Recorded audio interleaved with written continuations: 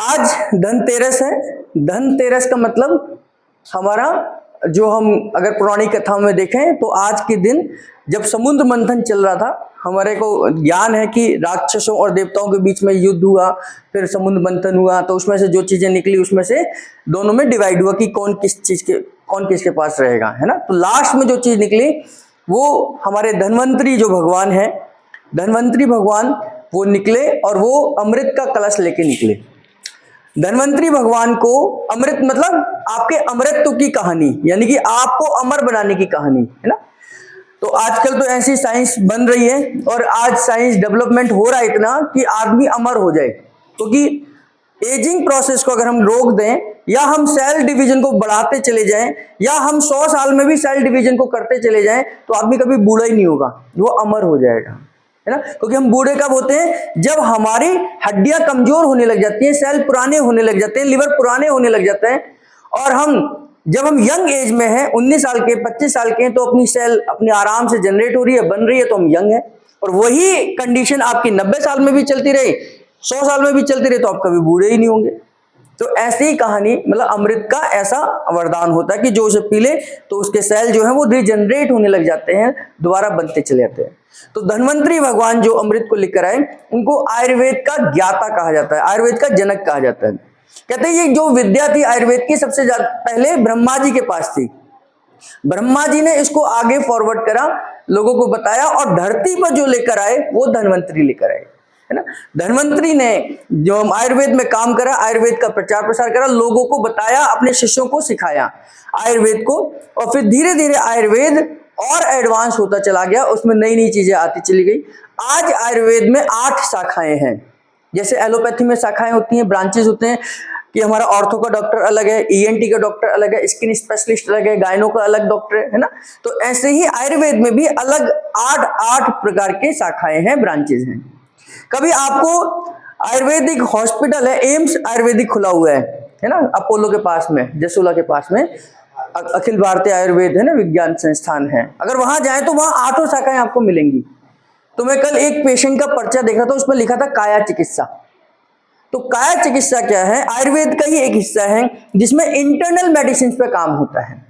Internal medicine का मतलब है कि शरीर के अंदर उन दवाइयों को बनाया जाता है ना। अब उसके तरीके अलग अलग हो सकते हैं, वो आपको धोती कराते हो, या आपको जलनीति कराते हो, या आपको प्रेशर पॉइंट देते हो, एक्यूप्रेशर कराते हो, एक्यूपंक्चर करते हो, या न्यूरोथेरेपी करते हो। यानी कि हर वो तरीका जिससे आपके ऑर्गन्स को दोबारा से रिवाइटल करा जाए, दोबारा से उसको रीजनरेट करा जाए, दोबारा से उसके कामों को करा जाए, वो सब काया चिकित्सा में आते हैं। क्योंकि काया चिकित्सा का इंग्लिश मीनिंग है इंटरनल मेडिसिन, यानी कि हम एक्सटर्नल कुछ भी नहीं देंगे, अंदर ही उसे बनाने की कोशिश करेंगे। तो न्यूरोथेरेपी में भी हम ऐसा ही करते हैं।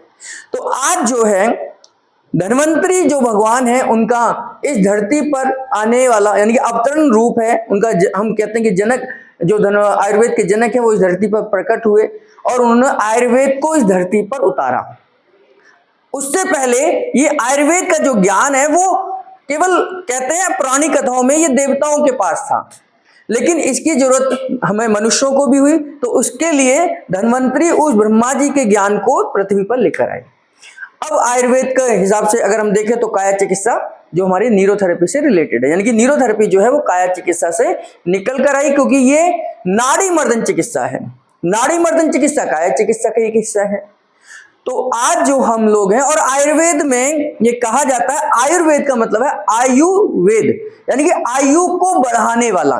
तो आयुर्वेद में वो सारे तरीके हैं जिनसे हम आयु को बढ़ा सकते हैं। और कहते हैं कि हमारे आयुर्वेद में कि 100 साल तो नॉर्मल व्यक्ति की आयु होनी चाहिए।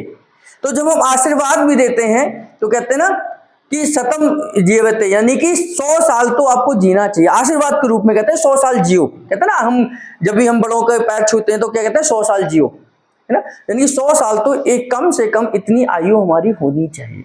और उन सब तरीकों को कि हम 100 साल तक कैसे पहुंचे, ये सब आयुर्वेद में लिखा गया है कि हमें आहार कैसा होना चाहिए, हमारा व्यवहार कैसा होना चाहिए, हमारा रहन सहन कैसा होना चाहिए, हमारे बातचीत करने का तरीका कैसा होना चाहिए, किन चीजों का परहेज करना चाहिए, कौन से ऋतु में कौन सा भोजन हमें करना चाहिए। है ना। कौन सी ऋतु में हमें कौन सा भोजन करना चाहिए। अगर शरद ऋतु है या सर्दियों की ऋतु है, जैसे इस समय पर हमारी ठंड शुरुआत हो रही है, हम गर्मी से सर्दी की ओर जा रहे हैं, ना तो अभी गर्मी बहुत है ना सर्दी बहुत है ना, बदलता हुआ मौसम है। तो ऐसे समय पर हमारी इम्यूनिटी डाउन है, क्योंकि बॉडी के अंदर भी चेंजेस हो रहे हैं, बॉडी के अंदर भी चेंजेस हो रहे हैं। हम कहां से आए, जब हमारे बाहर का टेम्परेचर लगभग 47 तक पहुंच गया, दिल्ली का टेम्परेचर 47 पहुंचा, यानी कि 50 डिग्री तक पहुंचने वाला था। उस टेम्परेचर से अब हम जाने वाले हैं 6 डिग्री टेम्परेचर तक। आने वाले दिनों में जनवरी में दिल्ली का टेम्परेचर 2 डिग्री पहुंच जाता है, 3 डिग्री पहुंच जाता है, यानी कि हम 47 से हम यात्रा कर रहे हैं कहां की, 6 डिग्री की, 5 डिग्री की, 4 डिग्री की। तो इस डिग्री के तापमान को, बदलाव को हमारी बॉडी सहन कर सके, और उस कंडीशन में भी हमारी बॉडी का टेम्परेचर 37 डिग्री सेल्सियस ही रहेगा, 37 डिग्री सेल्सियस ही रहेगा, चाहे बाहर का तापमान 47 हो या बाहर का तापमान 7 डिग्री हो। बॉडी का कंडीशन आप कभी भी चेक करेंगे तो कितना होना चाहिए, 37 डिग्री सेल्सियस होना चाहिए। तो यानी कि बॉडी अपने आप में चेंज कर रही होगी, कुछ ना कुछ केमिकल जनरेट कर रही होगी, ताकि हम 47 की यात्रा को 6 पर लेकर आएंगे, 7 पर लेकर आएंगे, 5 पर लेकर आएंगे, हम जीवित रह सकें। अगर बॉडी का टेम्परेचर 6 अंदर चला गया, जैसे बाहर है, तो हम जीवित रह ही नहीं सकते, हम मर ही जाएंगे, 6 डिग्री में मर जाएंगे। 6 क्या, हम 30 डिग्री में मर जाएंगे। अगर बॉडी का टेम्परेचर 30 हो गया तो हम मर जाएंगे। तो हमें जीवित रहने के लिए बहुत सारी शरीर के अंदर परिवर्तन चलते हैं। इन परिवर्तनों के कारण से हमारी इस समय की जो है इम्यूनिटी डाउन है, इसलिए इस समय पर ज्यादा खांसी, जुकाम, बुखार, है ना, टाइफाइड या डेंगू ऐसी बीमारियां ज्यादा पनपती हैं। तो आयुर्वेद में बताया गया कि हमें जब बदलता हुआ मौसम है तो हमें कौन सी चीजों का परहेज करना चाहिए, कि जो हमें बादी की चीजें हैं, जो ज्यादा देर तक पचने का टाइम लेती हैं, जो 4 घंटे से ज्यादा का समय पचने में लेती हैं, उन चीजों को हमें परहेज करना चाहिए। तो कड़ी, राजमा, छोले, चावल, उड़द की दाल, है ना, जो हमारे साबुत अनाज हैं, उनको हमें इस समय नहीं खाना चाहिए। साबुत अनाजों को खाने में हमें ज्यादा टाइम चाहिए, उनको पचाने में, है ना। हैवी प्रोटीन्स का इस्तेमाल नहीं करना चाहिए। तो हमें ऐसे भोजन का इस्तेमाल करना चाहिए जो हल्का फुल्का है, जिसको हम आसानी से पचा सकते हैं। तो ये सब आयुर्वेद में लिखा गया है, आयुर्वेद में सारी जानकारी है।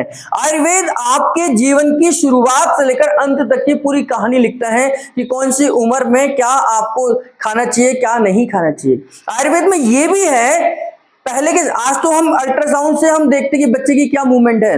आयुर्वेद में ये भी है कि आप हाथ रखकर केवल बच्चे की मूवमेंट का पता लगा सकते हैं, बच्चा कितने महीने का है, बच्चा कैसा है, सीधा है, उल्टा है, रो रहा है, हंस रहा है, ये सारी जानकारी आयुर्वेद में है कि आप हाथ रखकर अल्ट्रासाउंड कर देते थे पहले, है ना।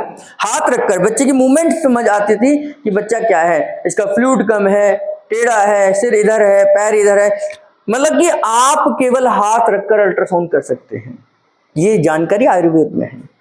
तो ऐसे आयुर्वेद के जनक, आयुर्वेद को इस धरती पर लाने वाले जो हमारे धन्वंतरी हैं, उनके आज अवतरण दिवस है, तो हम लोग उसी दिन को आज हम आयुर्वेद दिवस के रूप में भी मनाते हैं।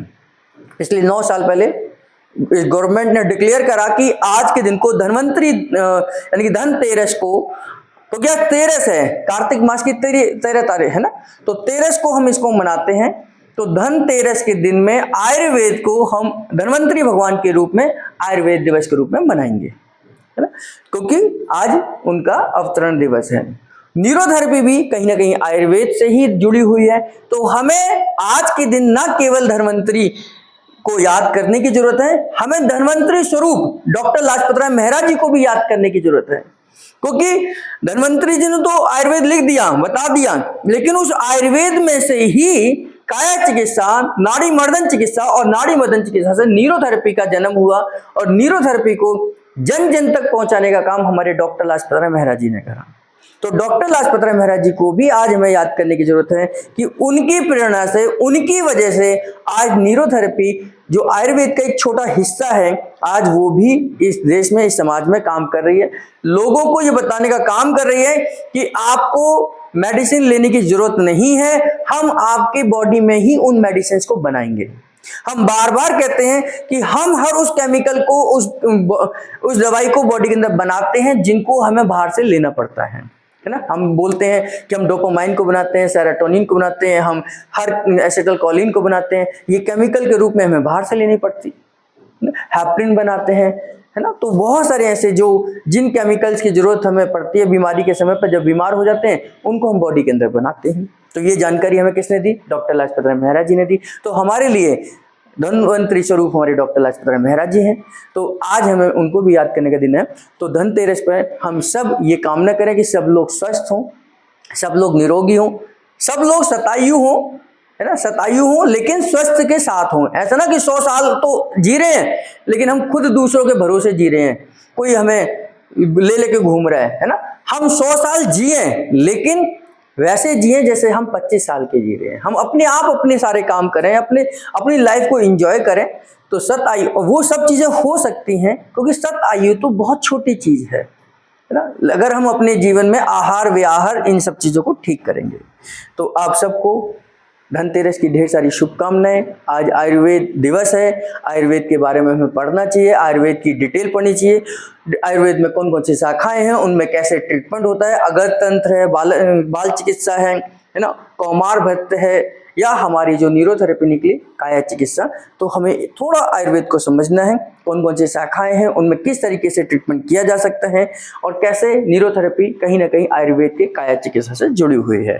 अगर हम इतना भी आज के दिन पढ़ेंगे तो हम सबको एक समर्पण भाव के तौर पर आज धनतेरस के तौर पर हम भगवान धन्वंतरि को अपना कुछ अर्पण कर पाएंगे, उनको नमन कर पाएंगे।